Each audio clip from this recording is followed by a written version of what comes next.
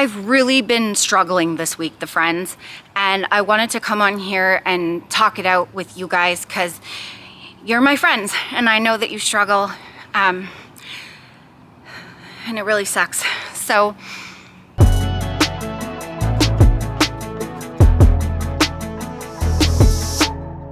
there's been a few things that I've been struggling with, and one of the biggest is I've been struggling during cardio this week. I've shared in some of my previous videos, like I have really bad anxiety and I am like a severe overthinker. I overthink 100% of my day. I can't ever have my head quiet. It's always going with noise.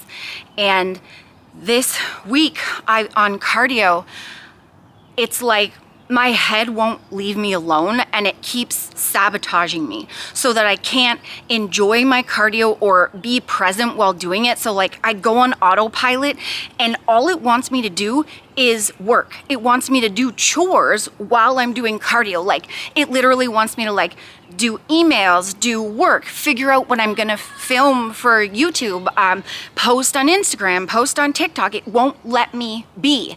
And if I try to just say, no, I'm gonna do what I enjoy, which what I love to do on cardio is read or listen to music and just relax and enjoy myself, it'll start to make me feel bad and say that I'm gonna fail at something or I'm being lazy. And so I've been really struggling, and I'll find like last week I was going on autopilot and I didn't even know when the timer beeped, because I set a timer on my bike. When it beeped, I was like, oh my gosh, like I totally didn't even know I did the cardio because I was so stuck in my head that I was just moving the bike with my legs and so in there worried and anxious.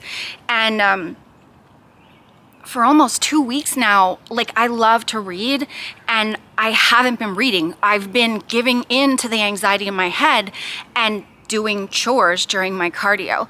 So I made up my mind.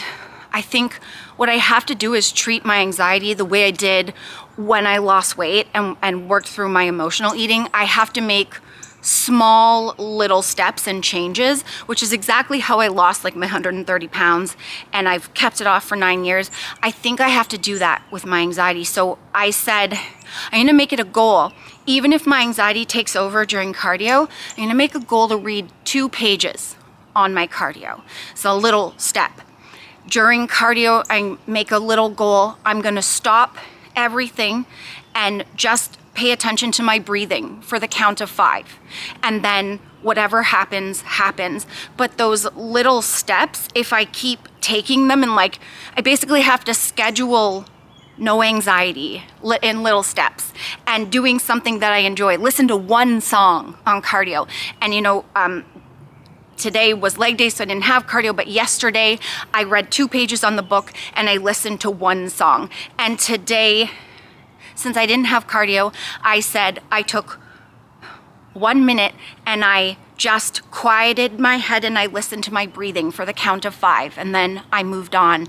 And you know, the other thing, like, so basically anything that you're struggling with, if you handle it the way that I handled weight loss, like one small step at a time, I expect myself to be perfect. Okay, today I'm gonna get on cardio, no overthinking, no anxiety, no working during cardio. I'm gonna read my book for the entire hour. It's too much. It's too much pressure, and then I end up just getting anxiety even more.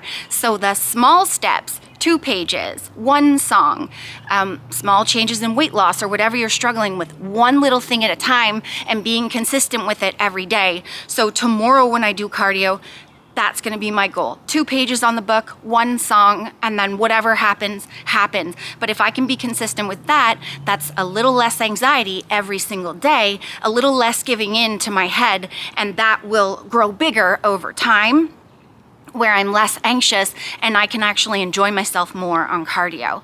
And the other thing that I've been struggling with is, as you guys know, like if you've been watching our videos for a while, I go in between phases of like muscle building and then doing mini cuts where I lose the body fat so that I can show the muscle that I've built while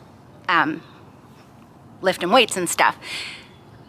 So the last couple of months, I've been eating my regular diet, which is like 1,880 calories, but I've been working on building muscles. So what I do is once a week, if I'm craving something, Kyle and I will go have a meal, like whatever, usually chicken strips and French fries, some frozen yogurt, and then we'll have like a big bowl of cereal and peanut butter toast and jam.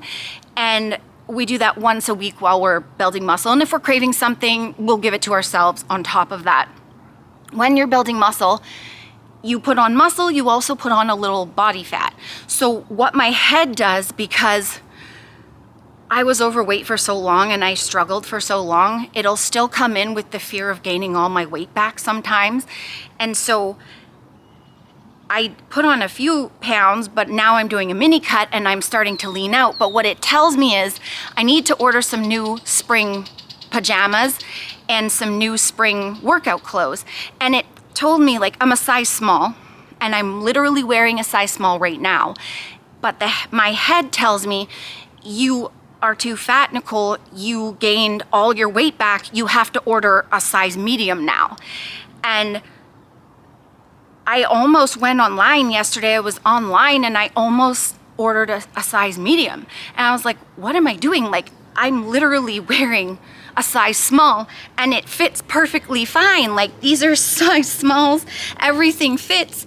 But like, and it's never happened where when I put on muscle, I do gain a little bit of body fat, a few pounds, but that's just a bit of a fluctuation. And then I lose it again when I do the mini cut and I show all the muscle I built when I lose the body fat. I've never had to order a bigger size. I stay the same size. It's just, it fits better when I'm a bit leaner. So I went to my closet and I literally put on the size small pajamas that I own to say to my head, I don't need a bigger size. I'm a small. We're not going there anymore, head. And so sometimes if you're, Kyle tells me this, like, take it to the extreme.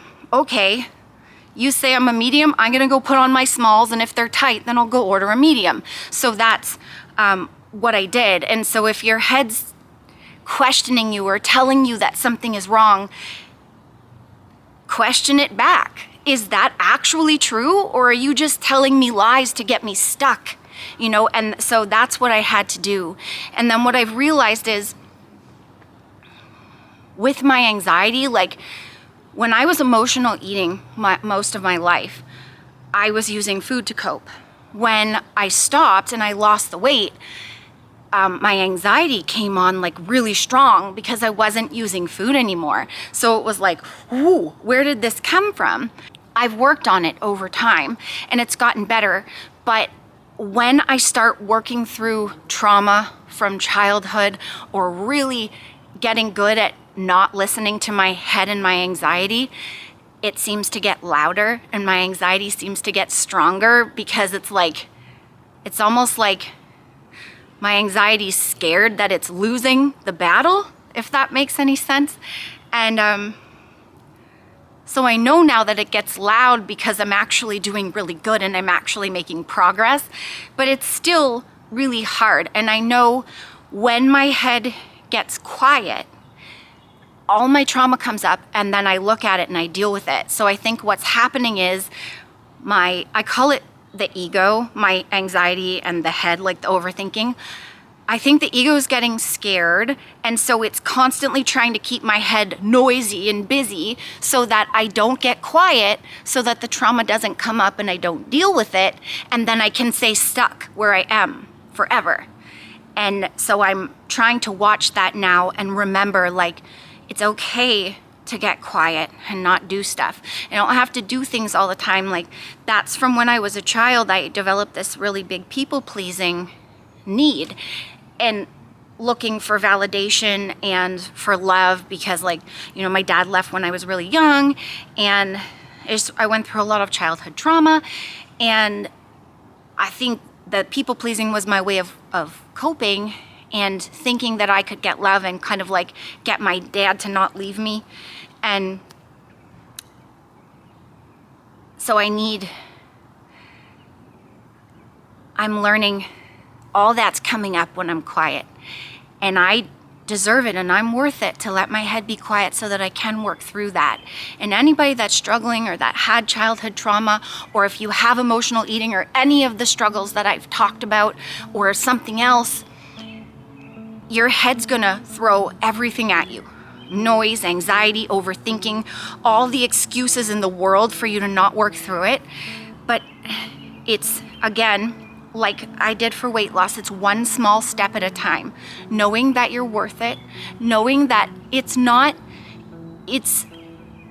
normal for your head to be so crazy. You're allowed to make it normal to be quiet, to allow yourself to think on your own terms and not let your head and your anxiety drive your whole life. You're allowed to take the wheel and drive it how you want to. And that's what I'm starting to do now, little by little.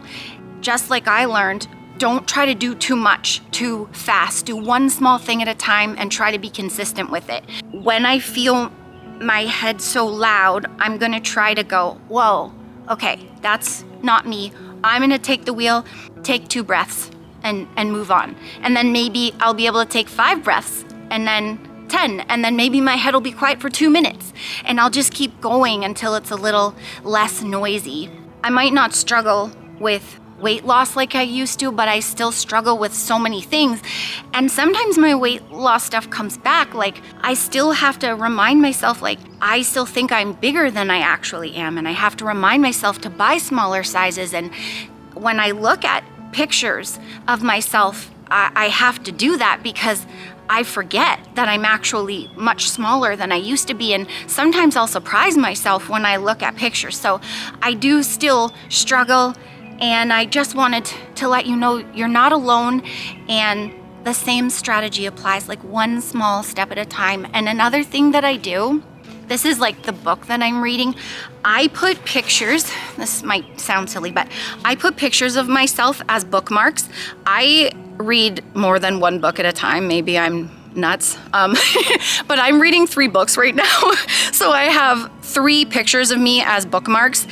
Why I do this is because when my head is putting me down and trying to get me to be really hard on myself, if I look at a picture of me when I was little, it reminds me of what I was like, this sweet little innocent girl before all the anxiety and all the trauma and everything took over. And it kind of helps remind me who I really am. Just a genuine girl working one step at a time through life, who's pretty content and can take on anything and still stand even when things get tough, still be standing. And it also reminds me, if I couldn't be hard on this little girl, then I shouldn't be hard on my adult version of myself. So I keep pictures. I even keep a picture of myself when I was little on my vanity mirror for when I get ready in the morning. Often my anxiety starts then, and I will look at the picture of me as a little girl, and oh yeah, that's me, the real Nicole, right there. Calm, cool, collected. Little girl, innocent, just chugging through life, content, can handle anything. Oh yeah, that's me. Okay. So, I don't know, maybe that'll help you.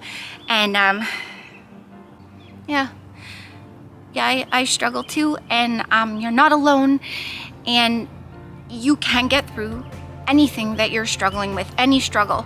You can do it. You're stronger and more capable than you think you are. And I'm saying that because I didn't realize how strong and capable I was until I worked through things. I pushed myself through facing my fears one step at a time, and I still do it every day. I still have to be on top of my emotional eating, on top of my anxiety, on top of the food. Every day I have to remember who this little girl is and always has been and always will be, and just one thing at a time. And you can do this, and you're worth it. And Sassy and I, we love you, and we're with you all the way. Even though we're on the other side of the YouTube, we're here with you. And I lost my weight with portion control. If you want to know the exact meals and portions that I ate to lose the weight, I do have a weight loss ebook called The First 50. Code Nicole will save you 10%, and the link is down below. We also got the best protein ever. This is HTLT Steps. It's the s'mores protein. Is one of my favorite flavors, but they have the best tasting protein powder. I love mixing a scoop of this into fat-free chocolate pudding mix with like some protein milk. It makes s'mores protein pudding. Low cal, tasty dessert with lots of protein to keep you full. And I top it with little mushed up graham crackers, chocolate chips, and marshmallows. It's the bee's knees. Code Nicole will save you 15% off, and the link is down below for that.